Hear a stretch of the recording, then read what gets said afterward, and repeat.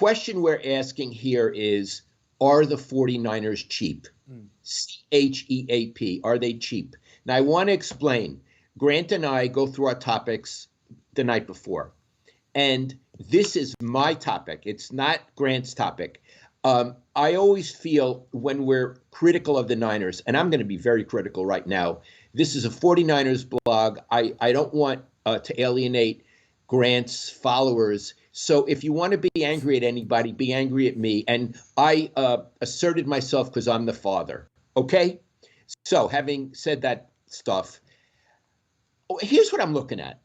I'm looking at that they didn't sign their best player, Buckner. They let him go.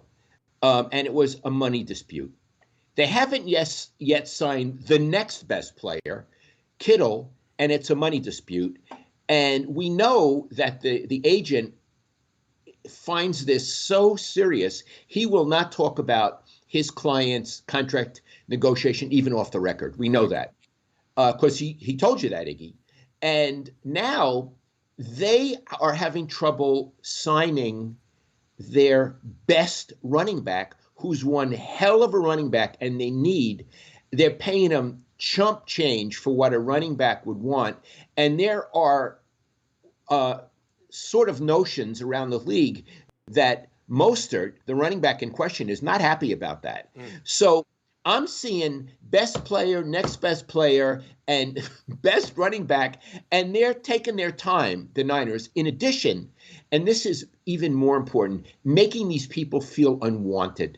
They made Buckner feel so unwanted, they didn't want him. They got rid of him to Indianapolis. I'm thinking, first of all, it's silly. They have the money. They're not in salary cap hell, are they, Iggy? No, they're not. No, they have the money. Why would you alienate these significant players? And here's the other thing. It's not just those two. The other guys in the locker room are looking around. Mostert can't get a new deal after what he did. They're not going to pay Kittle after what he did. What is with this ownership? So I want to come back to what I have to say about this ownership. I covered all the Eddie years.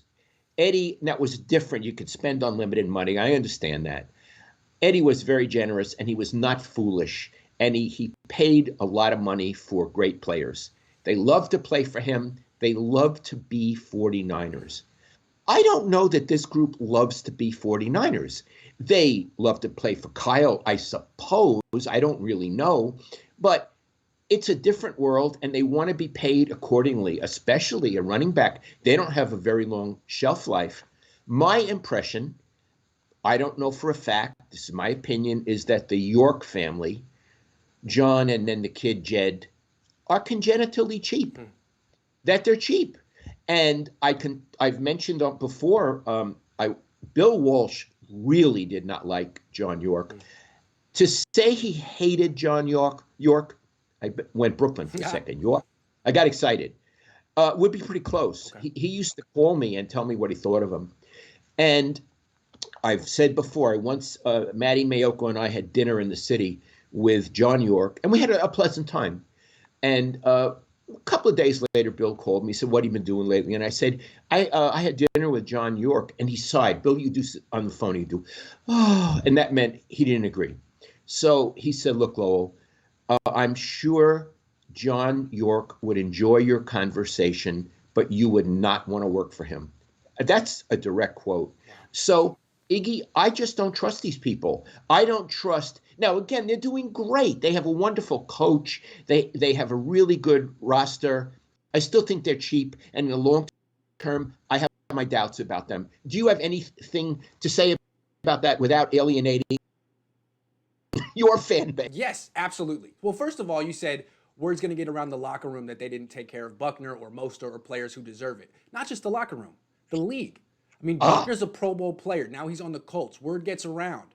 They'll say, "Hey, what do you think of the 49ers? Did they take care of you?" And Buckner will say, "No. They kind of ran me out of the organization for no reason. I gave them everything. I never missed a game. I never took a play off, and they ran me out." So it's tough to say that they'll take care of you. The word will get around the league, and that's the word about organizations like the Browns. So the question is, are the 49ers cheap? I think it's more complicated than that. I mean, compared to Eddie DeBartolo, yeah, but most people are. I think the issue, I'm just going to not disagree with you, but look at it a different way. You could disagree. Okay. I think part of it is that the Yorks absolutely want to protect their financial assets first and foremost. That's number one for them, unlike Eddie. But two is Parag. We got to talk about Parag. We never talk about him. It's the Yorks, it's Lynch, it's Shanahan, but Parag, from what I understand, is as important as anyone. He's the one doing the contracts. And I think it's a pride issue with him. He's been there forever, and I think he wants to win the deal. He wants to win the negotiation. And you can't win with George Kittle or DeForest Buckner because they're two of the best players in the league. Any number of teams would want him and pay him what they're asking for. So you either have to give him what they want or trade him. With a guy like Eric Armstead, who's had one good year, you have all kind of leverage. You can win that deal. Give him what he wants to feel happy, but actually protect yourself in all these ways and come out good. So I think a lot of it is Parag's pride. What do you think? Okay, let's first give him his full name. It's Parag Marate, and Sure. he's the contract negotiator for the 49ers, and he's been there a long time. He's a very bright man. He has very good manners. He presents himself very well.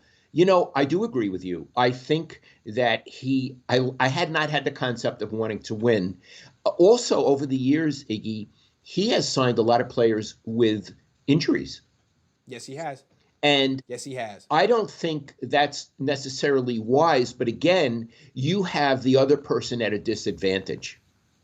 Right. And Absolutely. It's the same thing. yes, it's the same thing. And he does that a lot. So, you know, I would have to agree with you. I would make a couple of other points. One, you're saying that it's him, but he works for Jed York. True. So clearly he's doing something that Jed wants. That's right. I That's right. put them together. And I Fair. put in the mother and the father with that too, you know, back in Youngstown or wherever they live. So it's not just Parag. He's not a wild card. He works for that family. So that's the one thing. The other is my personal feelings about Parag, which are not all that positive. I said he has very good manners. He does. But, you know, he is a creature of that organization. And for a lot of the time that I covered that team, or for various times when I covered that team, after the Yorks took over, they sucked. They had bad coaches and they sucked. And as a columnist, it was my job to write the truth, not to do propaganda for this family. What do I think about that family? And as you know, Iggy, after games, we would take an elevator down to the lowest level and you walk around to get to the locker room. Iggy, how many times did we walk? And here comes Parag the other way. Every Sunday. Walking toward us. All of a sudden, he would see me, and he would whip out his cell phone. And I believe, now maybe he had a call every time. It seemed to me he picked up the cell phone so he wouldn't have to talk to me. Right. I could be wrong. And then I would always, in the most innocent voice, hello, Parag. Remember I used to do that? Mm-hmm. So I wasn't going to let him go by and ignore me. And he'd always go, oh, hi, Lowell. It's so great to see you. And then he'd get back on the phone again. I think he's a bit of a phony. I don't know. I don't know that I would want to do business with him. Look, I might want to have dinner with him. He's very bright. He has great conversation. You know, he has really good manners. Would I want to negotiate with him? Would I want to be his friend? Would I want to work for him? I don't think so. No, and again, look what's happening with Mostert. The 49ers feel they got over on Mostert. They won the deal. They got him at a cheap rate. They're paying him a special teams rate, and now he's a starting running back and a good one. And their attitude is, well, sorry, you know, good for us. And what Mostert's saying is, I'm imagining, not I want to be the highest paid running back in the league. I just want to be paid like a running back. And the Niners' attitude is, sorry, buddy. And I think that attitude is very much Parag Marate. Of course, like you said, he's empowered by the Yorks, and even probably that's what they tell him to do. But it seems like that's what he does for a living, is tell players, sorry, this is what you're worth. Yeah. And look, you know, again, you don't know, I don't know. We're not talking to Mostert. Of course, I've never met him, but I would think with what they're paying him, what's it, 2.5? 2.9. I'm sorry? 2.9. 2.9. Okay. That with what they're paying, and we lose so much in California taxes and all of that. And with COVID, he might just say, I'm going to sit out the season. Who knows what he's going to do? So, yeah, do I think this bunch is cheap? Yes, but what's worse is I think they're narrow-minded, Yes. small-minded, Stingy. Yes. stingy. Yes. And you know what? I like generous people, and I don't like stingy people. There are certain people you go out to dinner with, and you know they're never going to reach for their wallet. That they expect you to pay the whole thing. And you're saying that's And York? well, Well, he ate for dinner the night that we went out. He and Maddie and I. So, but it's just stingy, and I have a feeling maybe, but again, I've never been out to dinner with Jed. okay. Maybe the sky's the limit with him.